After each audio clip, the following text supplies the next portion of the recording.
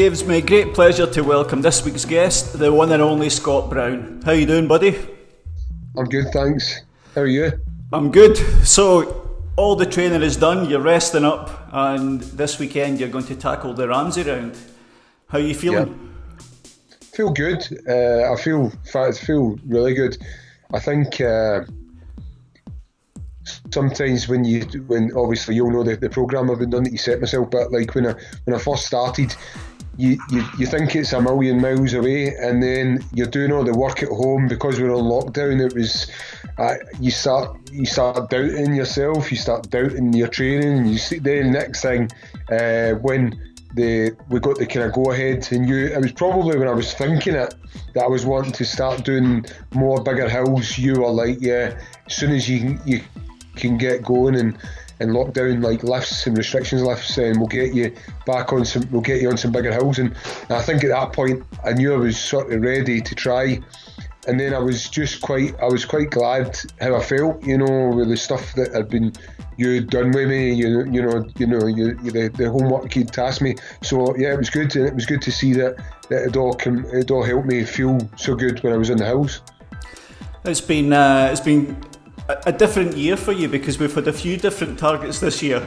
Everything keeps kind of changing, but from your training, it looks like things are coming together well now. For people who don't know what the Ramsey round is, just give them a brief introduction to what's involved. Yeah, so I think there's a fell running route in England called the Bob Graham round, and it's a lot more. I don't know if it's definitely more. I don't know if it's well known, but it's more. A lot more people tackle it, and I also think that the Ramsey round is the Scottish equivalent. Charlie Ramsey had a guy from Scotland, Edinburgh. He had done it in Scotland. He wanted to kind of emulate the English version up here, and he went and he picked a route that would be doable, but he just got in like 23 something. And then since then, like there's maybe about just over 150 other people that have managed it. So you start off and you can go clockwise or anti-clockwise from Ben Nevis. So you can do that first or last, and you do like the way I'm going to go around is clockwise, but you go around. Do Ben Nevis, do like the across onto the CMD array, and do the Grey Quarries, and then across then there's like a wee river where you go and do like I would call it a boggy section, but leg 2, where there's the Monroes there are maybe not quite as they don't get done quite as often, and I'll definitely it's a lot harder on the legs there because it's a wee bit more boggier. But then you come back round and do the Monroes. So you've just got there's 23 Monroes and 24 mountains. One's just not classed quite a Monroe. It get descaled or something. So you've just got to try and get them all done within the 24-hour period. So okay, and are you going to start with Ben Nevis or finish with it?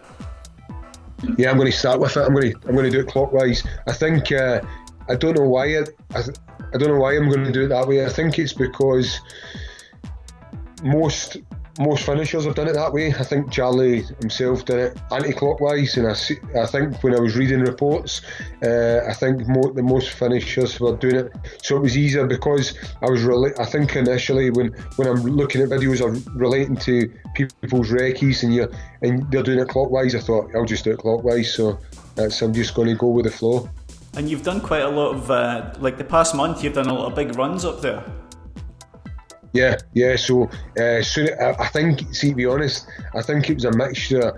Really wanting to, I don't want to fail the challenge. I want to make sure I do it in 24 hours. That was the one thing.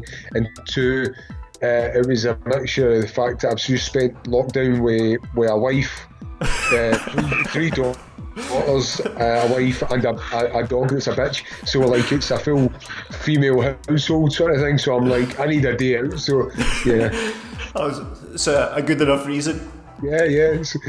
She wouldn't like me hearing that, saying that, but I don't think it's really if she's watching. Yeah, no, I don't think it's an escape for the wife. More like a full household, a female. So it was nice to get a full day in the house, and I knew that the longer I kind of spent up there. I think also like when I was looking at the time that I was some of these legs. you actually have to start it and finish it, because there's no really, when you're halfway along, there's really nowhere to go, so you've really got to finish a leg. So it gave you a good chance to do a full leg. So I was a friend of mine, Chris. He helps me with all the challenges, even the West Island Way and stuff. He'll come up and he'll crew me. So he's always been good and helped me. Like, he'll go and drop me off and then pick me up at the other end. So he'll go for a walk or a cycle or something. Perfect. That's the kind of friend you need. Exactly. So, yeah. In total, you're looking about 90k with like 8,500 meters of climb, something like that. Yeah, it's just about 30,000 feet, and you see, I'm using the totally different. And I always use miles, so 57 mile, I think it is. So okay. Yeah, it's a long day. And how comfortable are you with the route now? You've spent a fair bit of time up there. Yeah, 100%. I remember speaking to you like a couple of years back about it, saying that I definitely wanted to do it. And then I know that the West Island Way was my priority, but I always wanted to do the Ramsay's round, and I never knew the route. But since the restrictions were lifted, I've just spent every weekend up there, so I feel good. I feel good. I know the route pretty well. I know that darkness changes a lot of stuff as well, but because I'm going to be starting at 10 o'clock at night and Friday night, so it's yeah. I was just looking at the weather forecast, and Friday doesn't look particularly nice, but Saturday actually looks really good. Yes, Saturday looks good. Yeah, so Friday doesn't look. There's a bit of rain and a bit of overcast and stuff, but if it gets any worse, then I'll drop it back a day. But I think we're just watching the weather, and if it's as long as it's not too bad, then we'll go for it. And how are you feeling with the navigation side of things and everything? You're comfortable with that? Yeah. I'm pretty comfortable. Like I always tend to try and get my brain. I can map read and stuff like that. I think years in the army can help me out with stuff like that. But I've also got a backup with my watch as well. It's on my watch, and I think sometimes when it's really the weather's really crap, I quite enjoy having that wee backup in my watch as well. Just so that it's I'm always it's nice to have. It definitely helps. And even on the Ramsay's, I think because some of the paths are like, some of the direct routes are quite like straight. It's quite cutthroat, like straight up and downs.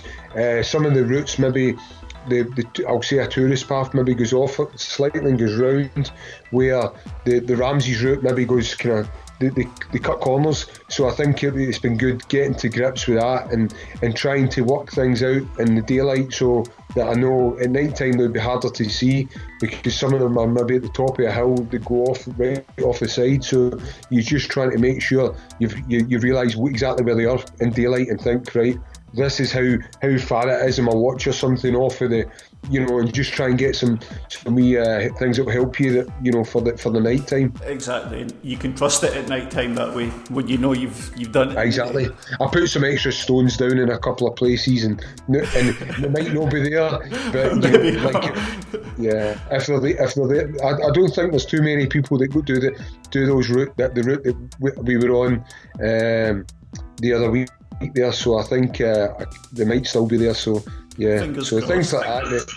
It's things like that. I think I'm pretty comfortable, but it's just wee extra aids just in case. So.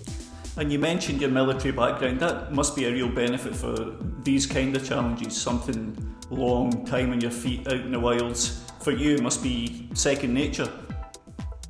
Yeah, I think so. I think it helps. I like stuff like this where there's a bit of kind of, like where you start having to ask questions and of yourself and I just like it when fitness will get. I always think that fitness will get you so far, but then after that, then there's a bit of just keeping going, a bit of slog where you go, right, it's the weather's maybe not too nice, or the you're really feeling tired and the cramps are setting in or something like that, and you just got to keep going. I like that. That mindset also, it plays to your background in the obstacle course racing. You like the long stuff in that, shall we say? I've always liked anything that's kind of long and just How long was the something that one? you're going to remember. The one in was it December you did in Yeah, United States? How long was that one? what else? That was they've all been 24 hours. They ones in America. So I've been like 6 times. So we go across there and do. It's a 24-hour obstacle course race. So the first year I went was 2012, and it was in New Jersey, and it was freezing cold, and you had to run through the night in a wetsuit, and you were getting into. Yeah, it was weird. It was like you were just going, am I really so you're not quite understanding it until you were halfway through it, and you were the it was getting really cold at night, and you were and I'm not really going to exaggerate and say you were like breaking big tufts of ice, but it was the water was ice cold, and there was maybe bits of ice on some of the platforms and things like that. So it was definitely asking questions to a lot of people, and I think a lot, even the Americans, the locals, anybody that had a car was getting out of the place, and so I like doing stuff like that, or even in the desert. Like a few years ago, we did it there, and it was the opposite. You through the day you're running with no top on because it was just so hot, and you've got maybe just your race bib on, and then at night time, as soon as the sun goes down, it's like the desert gets so cold, and you're like, you next time you've got a wetsuit on because you've got cold water obstacles. So, again, it's just mentally tough. So for you, the Ramsey round's going to be a breeze after all of that. I hope so. I don't think it's going to be a breeze, but I think I hope those kind of strengths come into play. Then I don't doubt myself mentally, but I definitely physically, I know it's going to be a test. It's I think these things are a test for any day. It's just I just know that I'm not going to stop. I just hope my ability is good enough. So yeah, I think I'll get. Your fitness is good enough for sure. You mentioned before also your friend Chris. Is he going to be with you on the day itself? Yeah, I've got. I've gathered up a support crew. Okay. So how the Ramsay's seems to work is the guys who have done the Ramsay's round before. It's a sort of network where they're quite happy to lend a hand if you're going to do it. So I'm guessing it's probably like the fell running community down in the Lake District, and they all tend to get involved. And I suppose it's quite similar to up here, similar guys, similar kind of hill runners. And there was a guy who reached out to me, Pavel. He's a Polish guy he's based up there in Mallaig near Fort William, and he had done a couple of training runs with me. And he was a good guy, really nice guy, and we're actually kind of similar on the hills as well, fitness wise, and so that was quite good to bounce off him. And I actually helped him the other week do a Tranters round. I did the first section with him, so now he's returning the favour. So he's doing my first leg with me, so he'll do the first 10 Monroes, and then I've got another guy, Ross. He's going to do the second part. He's been here and he knows the hills well. And then there's two other guys doing the third leg with me, the Monroes. The guys are coming up for the Lake District, so they've done it before. And they don't actually. I think they were quite in a bad state when they did it. They says that they were.